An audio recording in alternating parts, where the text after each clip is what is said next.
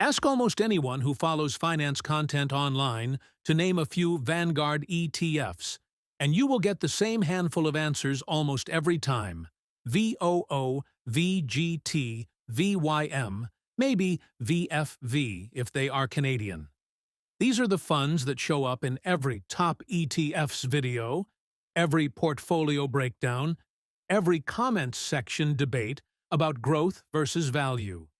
Here is a Vanguard ETF that almost nobody on Finance YouTube ever mentions, despite managing over $8 to $9 billion in assets, holding over 100 individual companies, and counting Walmart, Costco, Procter Gamble, and Coca-Cola among its largest positions simultaneously. It is called VDC, the Vanguard Consumer Staples ETF. And the reason it almost never comes up in conversation is not that it is a bad fund. It is, by several measures covered in this video, a genuinely well-constructed one. The reason is simpler and less flattering. VDC is boring, in exactly the way that makes for forgettable YouTube content, but, as this video covers, occasionally very useful portfolio behavior. There is one specific structural fact about what this fund holds that explains exactly why it behaved the way it did during some of the worst months of recent market history, and almost nobody connects this fund to that specific behavior, because almost nobody is talking about VDC at all. If you want to keep your money mindset sharp and learn how to make your capital work for you, consider subscribing to the channel and liking this video. It truly helps the channel grow and teach people about financial education. Now, let's get right into today's breakdown. What VDC is, structurally. VDC is the Vanguard Consumer Staples ETF, an exchange-traded share class of the Vanguard Consumer Staples Index Fund, which tracks the MSCI US Investable Market Consumer Staples 25/50 Index, a benchmark of large, mid, and small-cap U.S. stocks specifically classified under the Global Industry Classification Standard, or GICS, as belonging to the consumer staples sector. What the consumer staples sector specifically means, in Vanguard's own words, Vanguard's own fund description defines this GICS sector directly: companies whose businesses are less sensitive to economic cycles, including manufacturers and distributors of food, beverages, and tobacco, as well as producers of non-durable household goods and personal products, along with food and drug retailing companies, as well as hypermarkets and consumer supercenters. That phrase, less sensitive to economic cycles, is the single most important sentence in this entire video, because it is the structural reason for everything covered in Segment 2. The actual companies inside the fund, as of the most recent disclosed portfolio holdings, VDC's top 5 positions are Walmart, Costco Wholesale, Procter and Gamble, Coca-Cola, and PepsiCo, a combination spanning hypermarket retail, warehouse club retail, household and personal care products, and beverages. The fund holds 104 total disclosed holdings in its most recent regulatory filing, giving it meaningfully broader diversification within its specific sector than most competing consumer staples ETFs, a structural advantage Vanguard's particular fund construction allows. Why this specific combination of businesses matters. Vanguard's and independent commentaries' own reasoning. Independent coverage from Motley Fool specifically walks through the logic behind why these particular businesses behave defensively. If consumers are strapped for cash, they may shop more at lower-cost retailers such as Walmart. Or they might stock up on bulk items at good prices at Costco. They will likely keep buying toothpaste and diapers, and if they smoke, they'll likely keep buying cigarettes. Many will keep buying their favorite sodas, juices, and pretzels as well. This is the plain language version of less sensitive to economic cycles. These are products people continue buying regardless of how the broader economy is performing, which is structurally different from discretionary purchases that get postponed or canceled during financial stress. The cost: VDC carries a management expense ratio of 0.09%, extremely low, identical to several of the broad market and sector ETFs covered elsewhere on this channel. Though one independent source notes two specific competitor consumer staples ETFs, FCD and XLP, are slightly cheaper on fees specifically. Even as that same source notes, there are no consumer staples ETFs that can match the depth of holdings delivered by VDC, attributing this specifically to Vanguard's particular fund structure, allowing it to hold more individual stocks than its direct competitors. Your action step. Before assuming a sector ETF's behavior from its name alone, look up the fund's actual GICS sector definition directly, the way this segment did with VDC's less sensitive to economic cycles language, because that specific phrase, more than the fund's ticker or marketing description, is what actually predicts how the fund will behave during a downturn, covered directly in Segment 2. Here is the vault from the opening. The specific behavioral pattern that the less sensitive to economic cycles sentence from Segment 1 actually produces in practice. Independent coverage states this directly, not abstractly. Motley Fool's own analysis of VDC is explicit.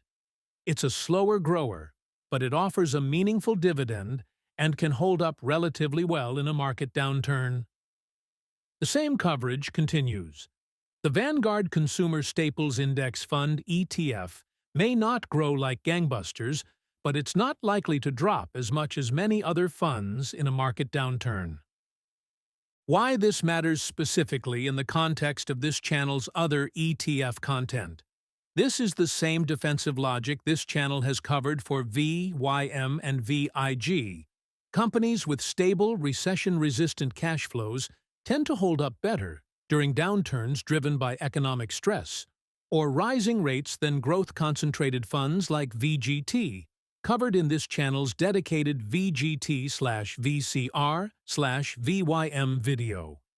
VDC takes a narrower, more concentrated version of that same defensive logic, focused specifically on one GICS sector, consumer staples, rather than spreading across the broader mix of financials, healthcare, and energy that a fund like VYM holds.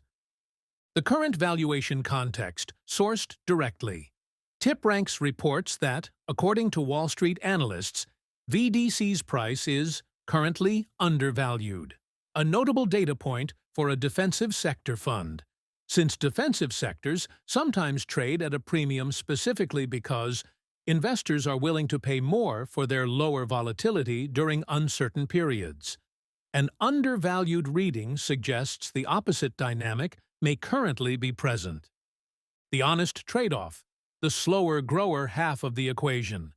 Dividend.com's own performance data shows VDC's one-year return at approximately 3.1%, its three-year average annual return at approximately 7.3%, and its five-year average annual return at approximately 6.8%, alongside a year-to-date return of approximately 6.9%. Figures that are genuinely modest compared to the kind of returns this channel has covered for growth-concentrated funds like VGT in prior videos, and a direct, numerical confirmation of Motley Fool's own slower grower characterization rather than just a qualitative description. Why less sensitive to economic cycles cuts both ways. The honest, complete picture.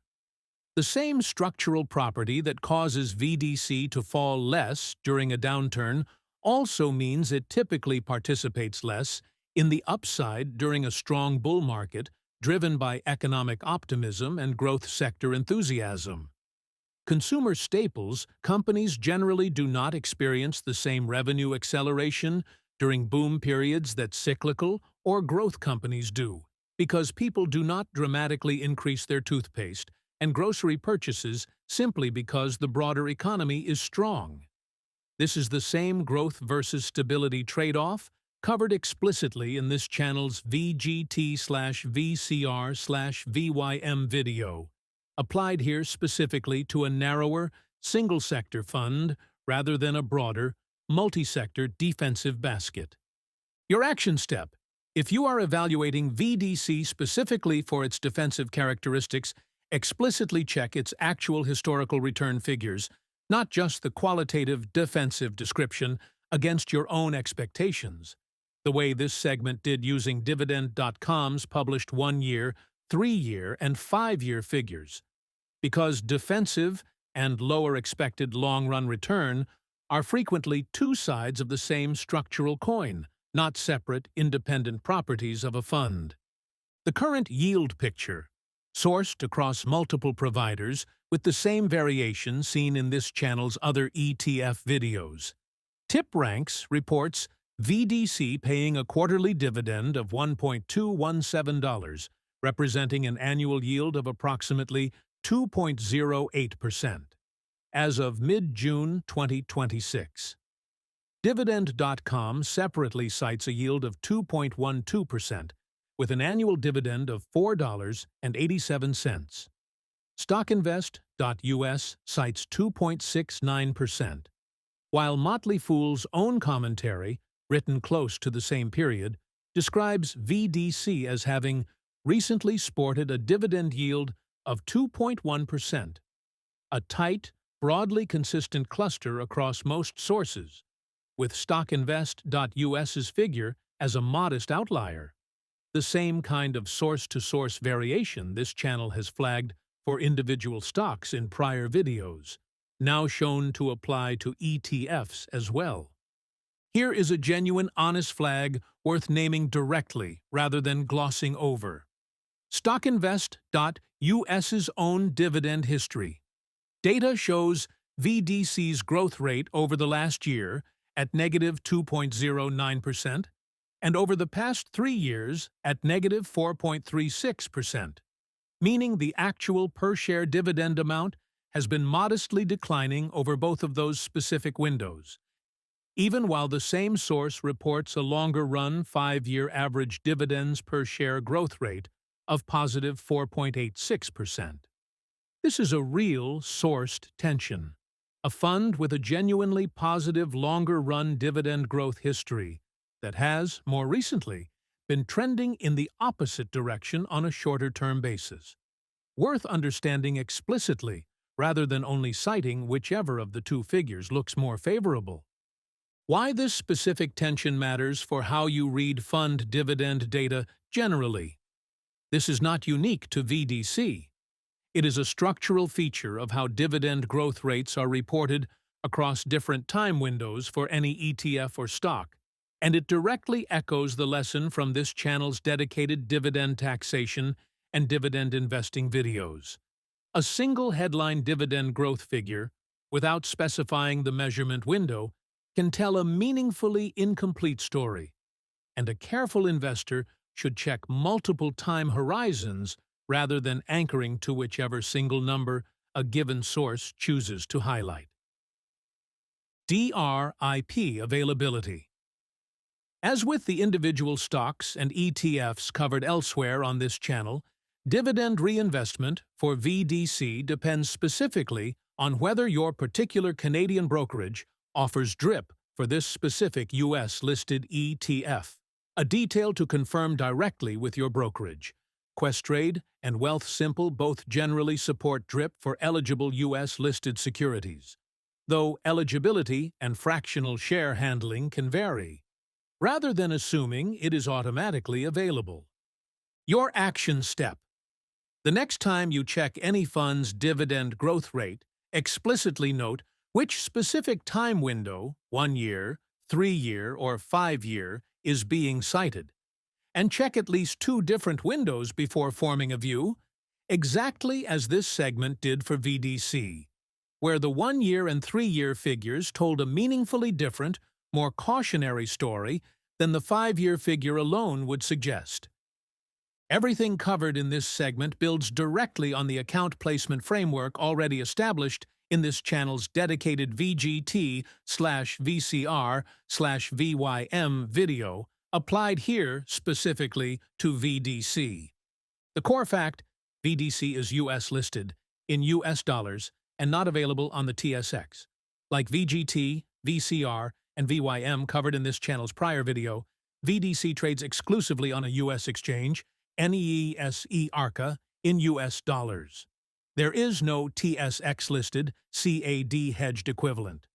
A Canadian investor needs either a brokerage that directly supports US-listed securities, Questrade and Wealthsimple both do, or must convert Canadian dollars to US dollars, ideally through Norbert's Gambit, covered in detail in this channel's VFV/VOO video, rather than paying a standard, more expensive bank conversion spread.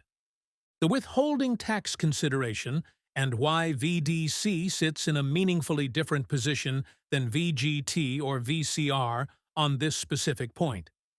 As covered in this channel's VGT/VCR/VYM video, U.S. dividends paid to Canadian investors face a 15% withholding tax under the Canada-U.S. Tax Treaty, which the RRSP is specifically exempted from under that treaty, while the TFSA is not. For VGT and VCR, funds with minimal dividend yields, this distinction barely matters in dollar terms. VDC, with its approximately 2.1% yield, sits in a meaningfully different position, closer to VYM's profile than to VGT's, meaning the RRSP versus TFSA withholding tax distinction genuinely matters here in a way it does not for the near-zero yield growth ETFs.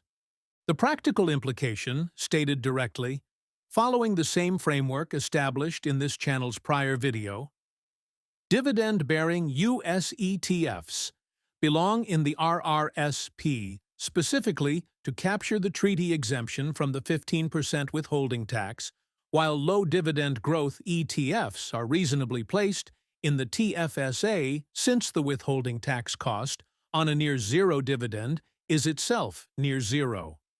VDC's approximately 2.1% yield places it on the RRSP preferred side of that framework, alongside VYM rather than on the TFSA is fine side occupied by VGT and VCR, a specific numerical illustration using VDC's own sourced yield. On a $100,000 VDC position yielding approximately 2.1%, roughly $2,100 in annual dividends, the 15% U.S. withholding tax inside a TFSA would cost approximately $315 per year, permanently and with no mechanism to recover it, compared to that same $315 being fully preserved inside an RRSP under the treaty exemption. A modest but genuinely real ongoing cost difference, smaller in absolute terms than the equivalent VYM example covered in this channel's prior video, given VDC's somewhat lower yield, but directionally identical and worth applying the same way.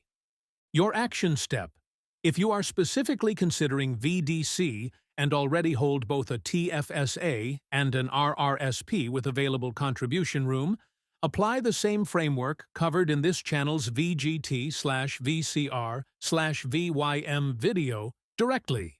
Given VDC's approximately 2.1% yield places it closer to VYM's dividend profile than to VGT's near 0.1, the RRSP is the more tax-efficient home for this specific fund, all else being equal. Let's come back to where we started. VOO, VGT, VYM, VFV. The Vanguard ETFs. Everyone names, everyone discusses, everyone debates in the comments section.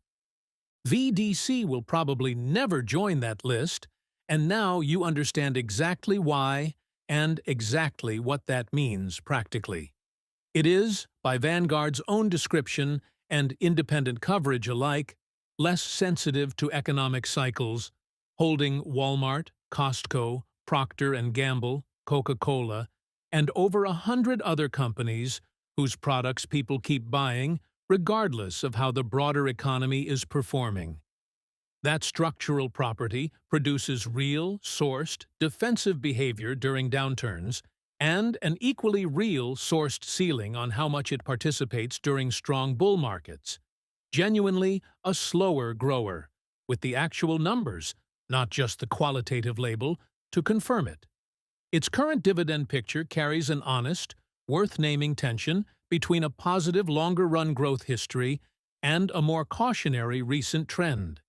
And its approximately 2.1% yield places it, for Canadian tax purposes, closer to VYM's profile than to VGT's, meaning the same RRSP preferred placement covered in this channel's prior video applies here too. VDC was never going to generate the kind of excited comment section debate that VGT or VOO does, because boring, defensive, sector-specific funds rarely do. That is precisely the reason it is worth knowing about directly, rather than only through the louder, more frequently discussed names that dominate finance content by default.